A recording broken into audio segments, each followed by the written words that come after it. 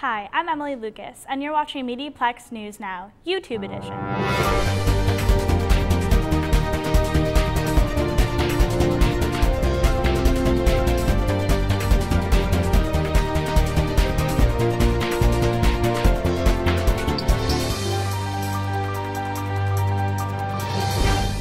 The 1962 novel, A Clockwork Orange, later turned into a film and is now being performed at Cortisone Theater. Cassie Kennedy brings us more.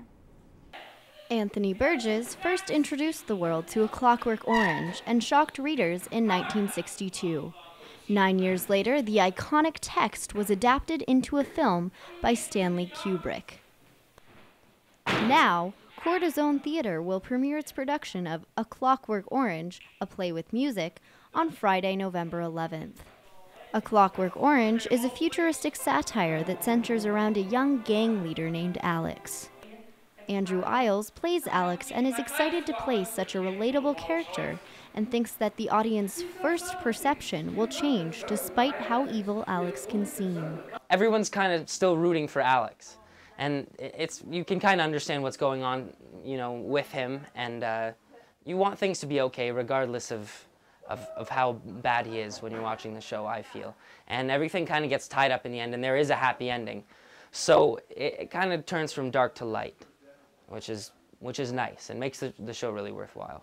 Brian Bishop performs in the show and strongly advises people to prepare themselves for a dark production. Bishop is also choreographing A Clockwork Orange and knows the importance of getting the right look with scenes. I really researched. I watched the movie a lot. I looked into West Side Story, The Fight Club, anything to do with, I actually looked up actual fights, like people getting in fights on the street, just so I can see how reactions came, and because the majority of the choreography is fights. So it was very interesting. It was very hard for me, actually. Cortisone Theater is taking a new approach using inspiration from steampunk style. Jeff Marentate is the director and thought about doing the show since 2003. He wanted to bring a new, unique perspective to the production. And that's when I thought, yeah, go back to that steampunk idea. Let's give the whole thing kind of an old-fashioned look, but at the same time it looks very mechanized, very kind of corroded.